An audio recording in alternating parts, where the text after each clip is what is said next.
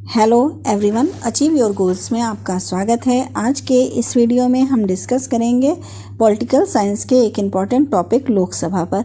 लोकसभा से प्रतियोगी परीक्षाओं में पूछे जाने वाले प्रश्नों को मैंने इस वीडियो में शामिल किया है। ये प्रश्न जो हैं वो कई बार एग्ज़ाम में पूछे जा चुके हैं और आपके आने वाले एग्ज़ाम के लिए इम्पॉर्टेंट हैं। तो शुरू करते हैं आज का वीडियो। क्वेश्चन नंबर 1 है, लोकसभा में राज्यों को किस आधार पर सीटें आवंटित होती हैं? ऑप्शन है ए गरीबी, बी भाषा, सी जनसंख्या और डी क्षेत्रफल। राज्यों को किस आधार पर सीटें आवंटित होती हैं? जनसंख्या के आधार पर। तो ऑप्शन सी यहाँ पर सही होगा। क्वेश्चन नंबर 2, कौन सा संवैधानिक संशोधन राज्यों से चुने जाने वाले लोकसभा के सदस्यों की संख्या बढ़ाने से संबंधित है? ऑप्शन ए 13वां तथा 38वां, ऑप्शन बी 7वां तथा 31वां, ऑप्शन सी 11वां तथा 42वां और ऑप्शन डी है 6ठा तथा 22वां। पूछा जा रहा है कि कौन सा संवैधानिक संशोधन है जो कि लोकसभा के सदस्यों की संख्या बढ़ाने से संबंधित है। लोकसभा के सदस्यों की संख्या बढ़ाने से संबंधित है 7वां और 31वां जो संशोधन हुआ था वो। तो ऑप्शन बी यहाँ पर सही होगा, option B. Question number 3, Lok Sabha सदस्यों के निर्योग्यता से संबंधित प्रश्नों पर निर्णय कौन करता है? ऑप्शन ए राष्ट्रपति, ऑप्शन बी संसदीय मामलों के मंत्री, ऑप्शन सी लोकसभा अध्यक्ष और डी प्रधानमंत्री। कोई लोकसभा का सदस्य अयोग्य है, ये कौन निर्धारित करता है? लोकसभा अध्यक्ष निर्धारित करता है। तो ऑप्शन सी यहाँ सही होगा। क्वेश्चन नंबर 4, निम्नलिखित में से किसे लोकसभा का अभिरक्षक कहा जाता है? ऑप्शन है ए प्रधानमंत्री, बी विरोधी दल का नेता, सी शासक दल का मुख्य सचेतक, डी लोकसभा अध्यक्ष। किसे लोकसभा का अभिरक्षक कहा जाता है? लोकसभा अध्यक्ष को। तो ऑप्शन डी यहाँ पर सही होगा, लोकसभा अध्यक्ष। क्वेश्चन नंबर 5, लोकसभा के अध्यक्ष को कौन चुनता है? ऑप्शन ए लोकसभा के सदस्य, बी लोकसभा के निर्वाचित सदस्य, सी संसद के सदस्य और ऑप्शन डी राष्ट्रपति। कौन चुनता है लोकसभा के अध्यक्ष को? लोकसभा के सदस्य। ऑप्शन ए यहाँ सही होगा, ऑप्शन ए। क्वेश्चन नंबर 6, अस्थायी लोकसभा अध्यक्ष प्रोटेम स्पीकर को कौन नियुक्त करता है? ऑप्शन ए निर्वाचन आयोग, बी राष्ट्रपति, सी उपराष्ट्रपति और डी निवर्तमान लोकसभा अध्यक्ष।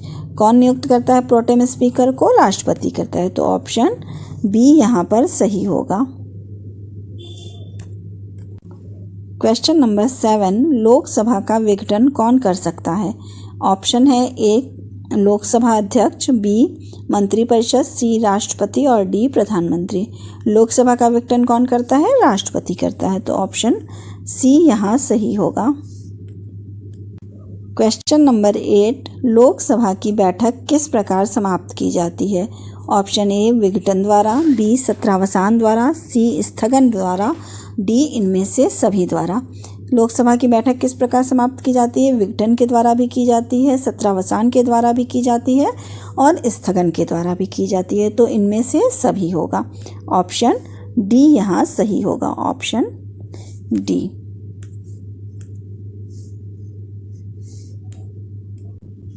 क्वेश्चन नंबर 9, लोकसभा का एक सत्र एक वर्ष में न्यूनतम कितनी बार बुलाया जाता है? ऑप्शन ए 2 बार, बी 4 बार, सी 6 बार और डी 3 बार। लोकसभा का सत्र एक वर्ष में न्यूनतम 2 बार बुलाया जाता है। तो ऑप्शन ए यहाँ पर सही हो जाएगा, ऑप्शन ए। क्वेश्चन नंबर 10, निम्नलिखित में से जनता द्वारा प्रत्यक्ष रूप से निर्वाचित सदन है? ऑप्शन है ए राज्यसभा, बी लोकसभा, सी उपयुक्त दोनों और डी उपयुक्त में से कोई नहीं। क्या है प्रत्यक्ष रूप से निर्वाचित कौन सा सदन होता है जनता द्वारा? लोकसभा होती है।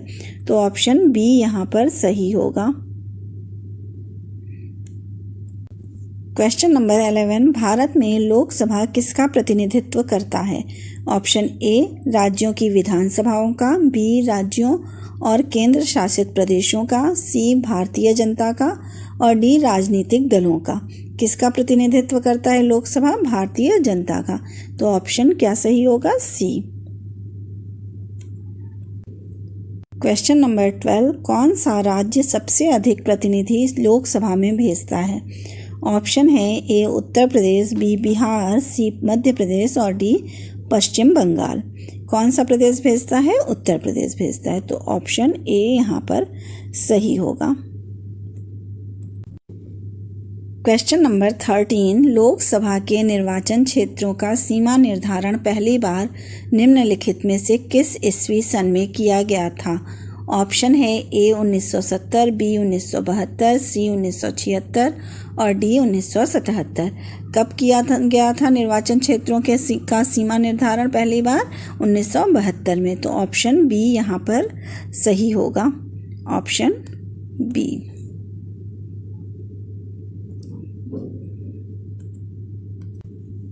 क्वेश्चन नंबर 14, किस राज्य का लोकसभा एवं राज्यसभा में प्रतिनिधित्व सबसे अधिक है? Option A Maharashtra, B Andhra Pradesh, C Uttar Pradesh और डी मध्य प्रदेश। लोकसभा एवं राज्यसभा में प्रतिनिधित्व सबसे अधिक किसका है? उत्तर प्रदेश का है। तो ऑप्शन सी यहाँ सही होगा, option C. Question number 15, Lok Sabha की अधिकतम सदस्य संख्या कितनी हो सकती है? Option A 552, option B 543, option C 545 और ऑप्शन डी 547। कितनी हो सकती है लोकसभा के सदस्यों की अधिकतम संख्या? 552। ऑप्शन ए सही होगा। क्वेश्चन नंबर 16, लोकसभा सदस्य अपना त्यागपत्र किसको देते हैं?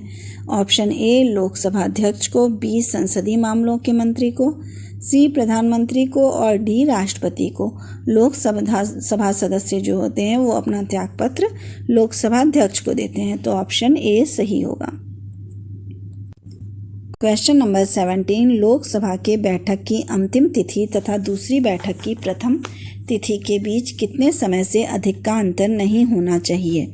ऑप्शन है ए 3 माह, बी 6 माह, सी 1 माह और डी 2 माह। एक बैठक की अंतिम तिथि से दूसरी बैठक की प्रथम तिथि के बीच कितना अंतर कम से कम उससे ज़्यादा नहीं होना चाहिए? 6 माह से। तो ऑप्शन बी यहाँ सही होगा।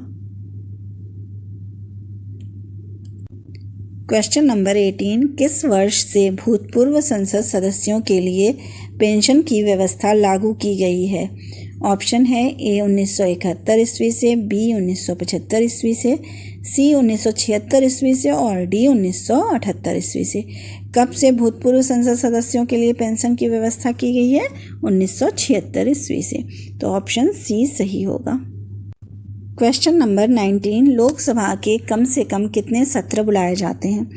ऑप्शन ए वर्ष में 3 बार, ऑप्शन बी वर्ष में 4 बार, ऑप्शन सी वर्ष में 1 बार और ऑप्शन डी वर्ष में 2 बार। कम से कम कितने सत्र बुलाए जाते हैं? वर्ष में 2 बार। ऑप्शन डी यहाँ सही होगा। क्वेश्चन नंबर 20, लोकसभा में अनुसूचित जाति एवं अनुसूचित जनजातियों के लिए सीटों का आरक्षण संविधान के किस अनुच्छेद में उपबंधित है? ऑप्शन ए अनुच्छेद 330, ऑप्शन बी अनुच्छेद 335, ऑप्शन सी अनुच्छेद 137 और ऑप्शन डी अनुच्छेद 16। किसमें है ये वर्णन कि अनुसूचित जाति एवं अनुसूचित जनजाति के लिए सीटों का आरक्षण होगा? ये इसका उल्लेख है अनुच्छेद 330 में। तो ऑप्शन ए सही होगा। क्वेश्चन नंबर 21, निम्नलिखित में से कौन सा राज्य लोकसभा में अनुसूचित जनजातियों के सर्वाधिक प्रतिनिधि निर्वाचित करता है? ऑप्शन ए बिहार, बी मध्य प्रदेश, सी महाराष्ट्र और डी आंध्र प्रदेश। कौन सा प्रदेश करता है सबसे अधिक? मध्य प्रदेश। मध्य प्रदेश में सबसे अधिक जनजातियां भी हैं, तो कौन भेजेगा? मध्य प्रदेश ही भेजेगा। तो ऑप्शन बी सही होगा। क्वेश्चन नंबर 22, देश का वह संसदीय निर्वाचन क्षेत्र कौन सा है जिसकी सीमाएं 9 संसदीय निर्वाचन क्षेत्रों को स्पर्श करती हैं? Option A Shahdol MP, B Chikkaballapur Karnataka, C Nagaur Rajasthan और D Malda WB West Bengal. कौन सी जो है निर्वाचन क्षेत्र उसकी 9 संसदीय निर्वाचन क्षेत्रों से सीमाएं स्पर्श करती है? नागौर। ऑप्शन सी सही होगा, राजस्थान का नागौर। क्वेश्चन नंबर 23, निम्नांकित राज्यों में से किसमें अनुसूचित जनजातियों के लिए लोकसभा में स्थान आरक्षित नहीं है? ऑप्शन ए केरल तथा तमिलनाडु, बी कर्नाटक तथा केरल, सी तमिलनाडु तथा कर्नाटक और डी है उपरोक्त सभी। यहाँ पर क्या है, जो अनुसूचित जनजातियों के लिए इन सभी में ही कोई स्थान आरक्षित नहीं है, तो ऑप्शन डी हमारा सही होगा। क्वेश्चन नंबर 24, किस लोकसभा में निर्वाचित महिला सांसदों की संख्या सबसे कम थी? ऑप्शन ए छठी लोकसभा में, ऑप्शन बी पाँचवीं लोकसभा में, ऑप्शन सी द्वितीय लोकसभा में और ऑप्शन डी प्रथम लोकसभा में। किस लोकसभा में महिला सांसदों की संख्या सबसे कम थी? सबसे कम सदस्य संख्या थी 1977 में हुए छठी लोकसभा आम चुनाव में। इसमें क्या हुआ कि सिर्फ 19 सदस्य जो थी वो महिलाएं थीं, तो ऑप्शन ए सही होगा। क्वेश्चन नंबर 25, किस लोकसभा में निर्वाचित महिला सांसदों की संख्या सबसे अधिक थी? ऑप्शन ए 13वीं लोकसभा, बी 16वीं लोकसभा, सी 8वीं लोकसभा और डी 17वीं लोकसभा। किस लोकसभा में निर्वाचित महिला सदस्यों की सबसे अधिक संख्या थी? 17वीं लोकसभा में। 17वीं लोकसभा में महिला सदस्यों की संख्या जो है वो 78 थी, जबकि 18वीं लोकसभा जो 2024 में बनी उसमें केवल 74 थी। तो सबसे अधिक कब थी? 17वीं लोकसभा में। ऑप्शन डी सही होगा। क्वेश्चन नंबर 26, प्रथम लोकसभा की पहली बैठक कब हुई? ऑप्शन है ए 16 अगस्त 1952, बी 7 मार्च 1952, सी 13 मई 1952 और डी 22 अक्टूबर 1952। कब हुई थी पहली बैठक? 13 मई 1952 को। ऑप्शन सी सही होगा। क्वेश्चन नंबर 27, लोकसभा का कार्यकाल 5 वर्ष से अधिक किस अवस्था में बढ़ाया जा सकता है? ऑप्शन ए जब युद्ध चल रहा हो, बी जब राष्ट्रीय आपात लागू हो, सी जब राष्ट्रपति अपने विवेक से ऐसा निर्णय ले, डी जब मुख्य निर्वाचन आयुक्त ऐसा निर्णय ले। कब लोकसभा का कार्यकाल 5 वर्ष से अधिक बढ़ाया जा सकता है? जब राष्ट्रीय आपात लागू हो। ऑप्शन बी सही होगा। Option B. Question number 28, Lok Sabha में सभी निर्वाचन क्षेत्र निम्न में से किस प्रकार के होते हैं? ऑप्शन है ए एकल सदस्यीय निर्वाचन क्षेत्र, बी बहुसदस्यीय निर्वाचन क्षेत्र, सी उपयुक्त दोनों और डी इनमें से कोई नहीं। लोकसभा के सभी निर्वाचन क्षेत्र जो हैं वो एकल सदस्यीय निर्वाचन क्षेत्र होते हैं, तो ऑप्शन ए सही होगा। क्वेश्चन नंबर 29, लोकसभा के एक निर्वाचन क्षेत्र कम से कम कितनी जनसंख्या का प्रतिनिधित्व करते हैं? Option A 5 lakh, B 7.5 lakh, C 10 lakh और डी 15 लाख। कम से कम कितनी जनसंख्या का जो है एक निर्वाचन क्षेत्र प्रतिनिधित्व करते हैं? 7.5 लाख का, तो ऑप्शन बी यहाँ सही हो जाएगा।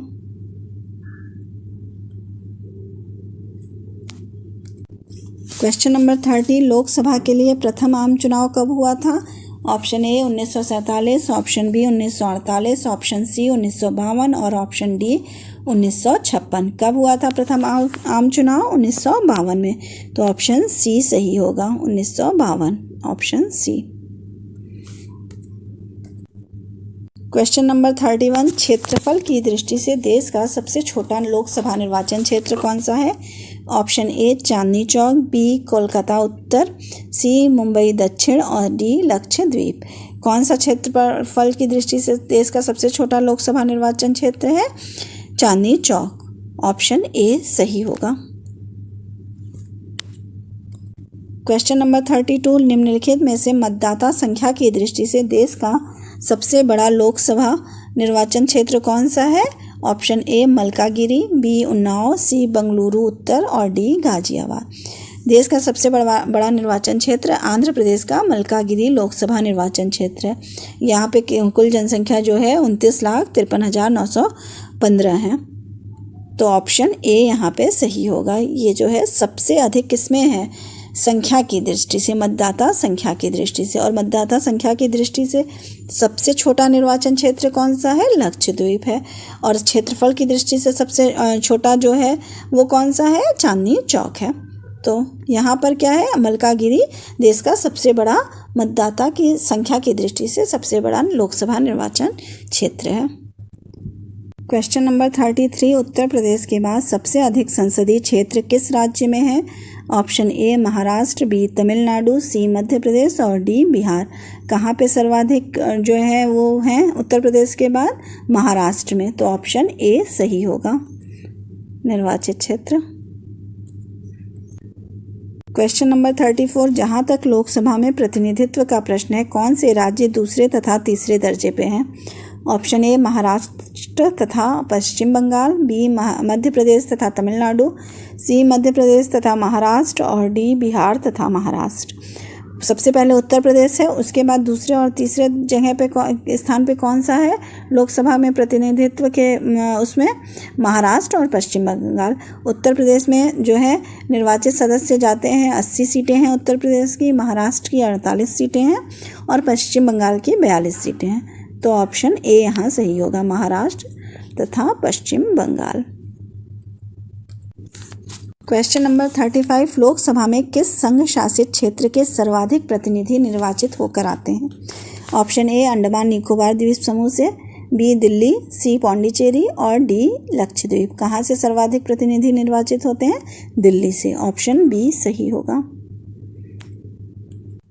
क्वेश्चन नंबर 36, लोकसभा का सामान्यतः कार्यकाल कितने वर्ष का होता है? ऑप्शन ए 3 वर्ष, बी 4 वर्ष, सी 5 वर्ष और डी 6 वर्ष। लोकसभा का सामान्यतः कार्यकाल 5 वर्ष का होता है। तो ऑप्शन सी सही होगा, 5 वर्ष। ऑप्शन सी।